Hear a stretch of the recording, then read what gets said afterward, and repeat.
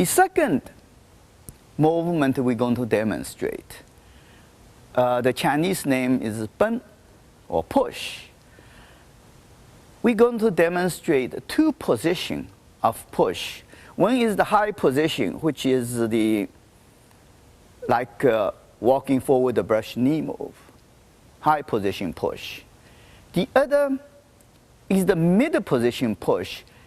Actually, we call it the hollow fist punch.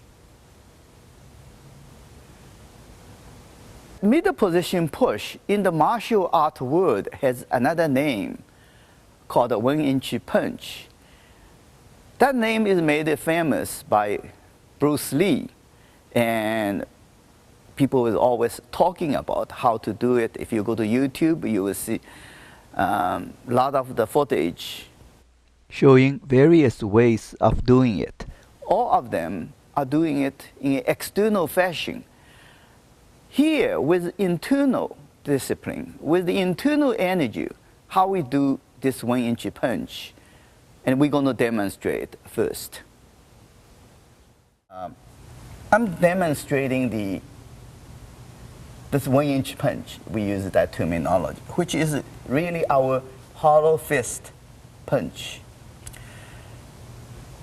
Usually, you do it actually in contact with the opponent, because the name is a 1-inch punch, so we don't go out and hit. You can do that, but if you go coming in, you will not really punch until in contact, then you go.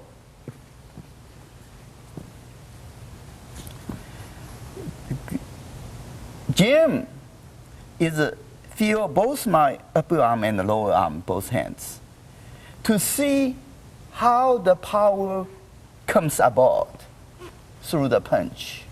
Okay? Before the punch, and during the punch, and after the punch, how's the arm feel to him?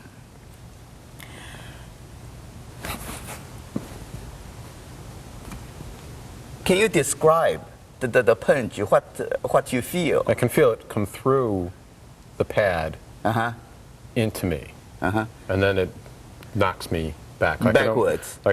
I feel it penetrate through the pad before it actually hits me. Right. Yeah. And is the force coming at you very quickly? Very quickly, right? Very quickly. Like out of nothing. Like out of suddenly. Right. So how do you feel on the arm when I make the punch? The arm feels very relaxed. Right? Not tense at all. Right. Before you punch. At the second that your fist makes impact, there is a tenseness. There's tenseness, right. It tenses up just at that second. So I there see. is no tenseness prior to the impact. And afterwards? Afterwards, it relaxes again. So just during that punch moment. Just a very, very brief punch, yeah. tenseness at that moment. This is actually a general characteristic of Fa Jing. The true Fa Jing has to be that way. Has to be relaxed, and just during the Fa Jing, you tense up the arm so it can transmit the internal power through. Afterwards, you relax. In fact, if you don't, you try to, in fact, if I'm trying to tense up and try to do something before I Fa Jing, my Fa Jing will be greatly diminished because the interference of this tenseness will reduce the power coming through. And also what he described, that the power reaches him just very sudden and drop it off. Right? I think we will probably show in the slow motion to see. Okay. In slow motion.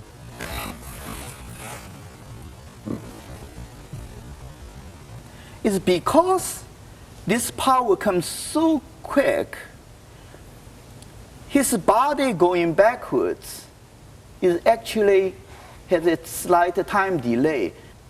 Even though this is like a 2 or 3 inches compact. of movement. It sinks into opponent's body. So he really received the whole thing before he will be able to move his body back to release that. So it is a very solid punch because all the power, you got it. Right. You didn't have chance to step back and to relieve the power. So that's another advantage of very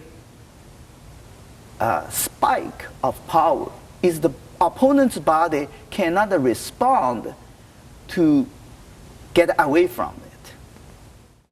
Most of these most basic movements in the 13 posture or the 13 movements, many of them are really the fetching movement. Is a sudden delivery of the internal energy onto the opponents. The upper push is exactly the same way as the 1-inch punch. You are relaxing, and suddenly the power comes from here to get the opening and then go. Among all the fetching movement, almost all of them we talk about has to look for a opening in opponent's posture or his rooting and hit. But the 1-inch punch doesn't. If you can't get to the opponent move, you can disable him. Doesn't worry about what his posture is. So that is the exception. But all the others, you really best is wait to get the opening and then go. So how do we learn this fetching move? It is in the form. In the Tai Chi Form we practice every day. There are numerous high push moves in the form we practice. There are several hollow fist punch in the form.